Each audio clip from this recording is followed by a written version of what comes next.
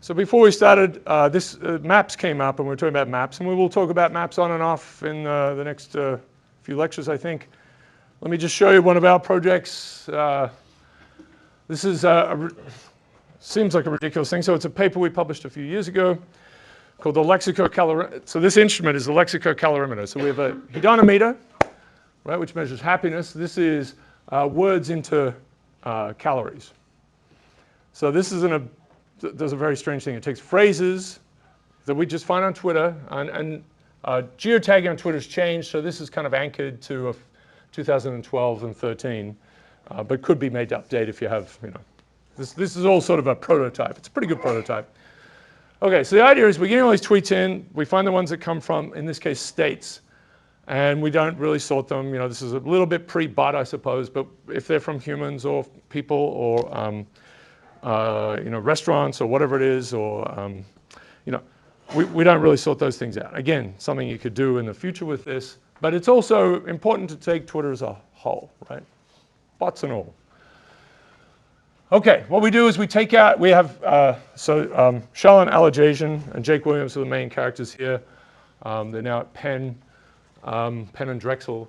And so the idea is we have this big list of exercise phrases, and it's a little more than that, like we collapse them. It's kind of ridiculous. So we collapse them into kind of sort of central phrases. What's the right word there? Lemmas, yes. Around, in this case over here, food and exercise. So you see like an exercise thing here is watching TV/movies, right? People don't write that, but we collect things that sound like that and squish them into that category. Right, so that's that's a complicated thing to do, and has a lot of future in it potentially as well. Just that whole processing of language into phrases. And then the idea is we associate a particular food and a particular activity with some calories. Now this is a messy business, obviously. Someone just says, I went running. What does that mean? So we somewhat, ridiculously say, it's an hour, whatever an hour worth of that is. And there are tables for that, right? So people have, put together lots of, especially for exercise, there's a lot more there in terms of activity. So lying down, right? We have, if we just have lying down, we have an estimate for the caloric output for that. Even like getting my hair done, right? So there's a sort of all sorts of stuff over here, potentially. Attending church, which is, sitting, right? So we're getting that from somewhere else, and that's all very specific. For foods, you want servings perhaps, but servings are a mess, and it's hard to get data on that in a good way. So this is per 100 grams, whatever this is. Now, no one's going to, olive oil or something, 100, it's going to be off. So this is a very rough, messy thing. But the idea was, can we get it? This is sort of calories in and calories out, right? Can we sort of put that together? And we didn't exactly make a subtraction of calories in minus calories out, because that would sort of have pluses and minuses, and it might feel a little weird. Obviously, we can't be measuring those things properly from Twitter. We're sort of worried about the story. So we just did a ratio, which just made it slightly more obscure. So if it's above 1, then there's more calories in than out. Or out than in, I guess is the way we did it. Caloric balance. So this is, at least for 1 year, this is the ranking by this overall score. So Colorado, Wyoming, Vermont, right up the top. Mississippi, Louisiana, Alabama down the bottom. There's a very strong, no, I shouldn't say very strong. There's a good correlation with a lot of health metrics here, so obesity rates, for example. So that's sort of the weird upshot here, is that we took Twitter, did this strange, transmuted all of these words and phrases into calories, got some score out of it, and then ranked them all, and then compared it to obesity rates, and it matches up pretty well. So there are some plots that can I dig those up?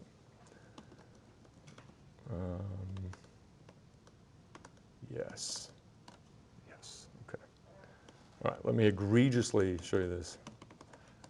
And I know I'll just skip on to other things. Okay. So this is.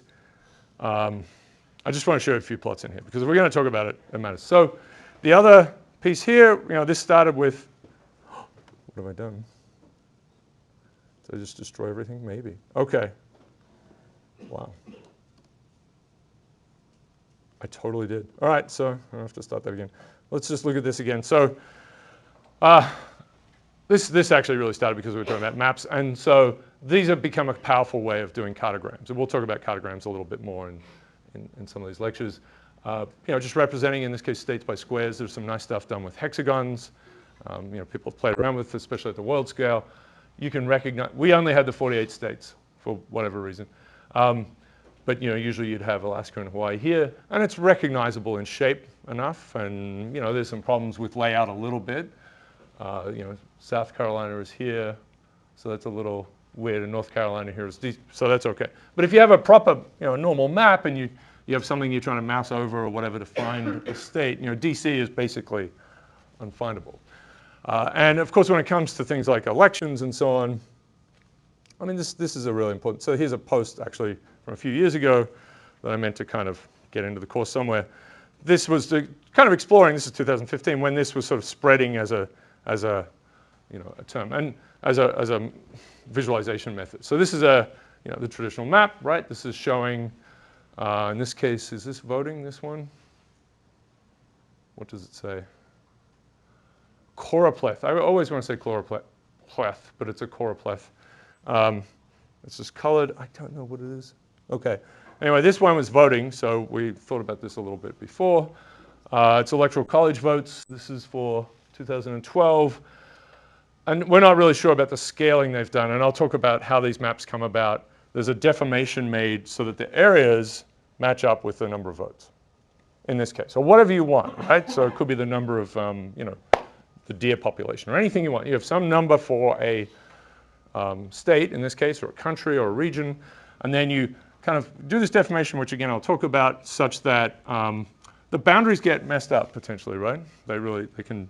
It's allowed to sort of just smoosh out. So that's Alaska, right? It got really shrunk so all of this will add up to, I guess, 3, right? 3 for Alaska and 3 and 3. These are all going to be the same area.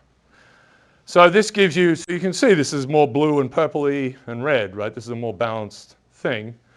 Obviously, it's messed around with, so in terms of like a story that spreads and people trying to explain the balance of things, it probably isn't going to do that well, right? I don't know if you shouldn't ever look at Twitter, but you see a lot of people now and then will post the votes for, the electoral college map for whatever year and say, ha, ha, ha, or something, right?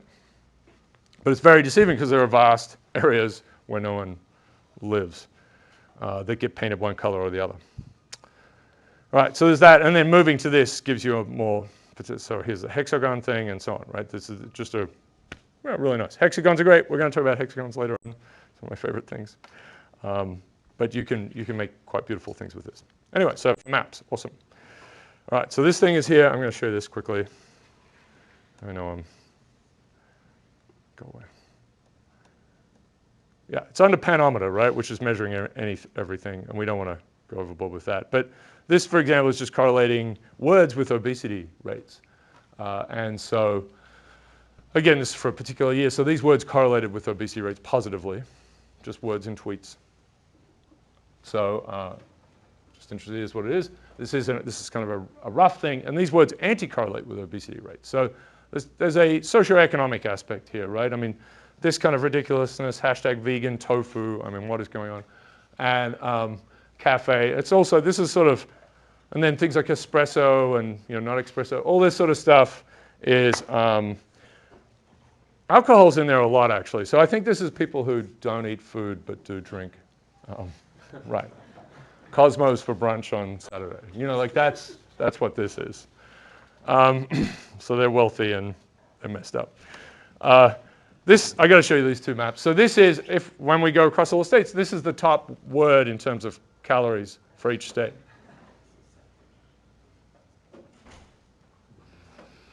So no one gets away here. I think the only variations from pizza for food is cookies and ice cream. Now, of course, there's people tweeting about pizza and companies and whatever, ordering and so on. But pizza is sort of the dominant foodstuff of the United States. And then all these things collapse into watching TV or movie, I think all of them. So, obesity. Okay, explain. And then you want to do these differential things, word diffs or shifts that we talk about. We don't have to go into them. But all of these states are moving away from the average in some way or are close to it. And so if they're, for example, taking in more or less calories, which word is kind of pushing it in that direction in the strongest, right? So these are words that are pushing this region into having more calories coming in than on average. So donuts, chocolate candy, cake, chocolate candy.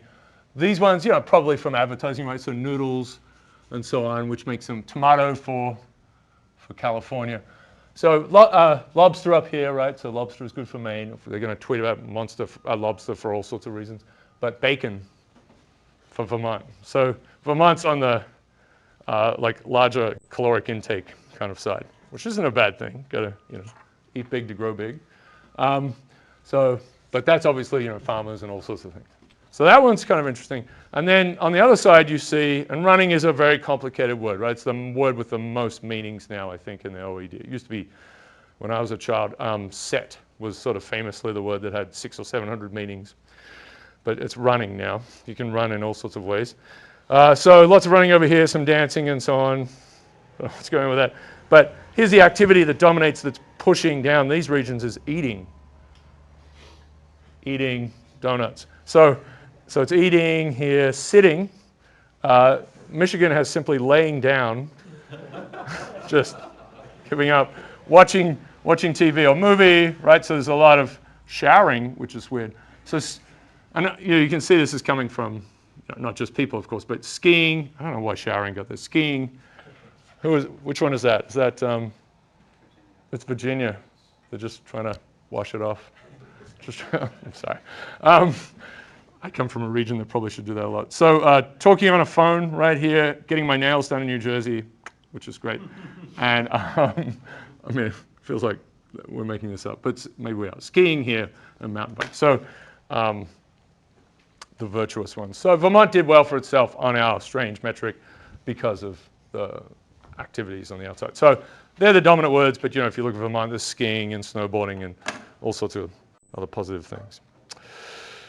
All right, so that was a kind of a fun thing. And then the rest of this will show you how it correlates with obesity rates and so on.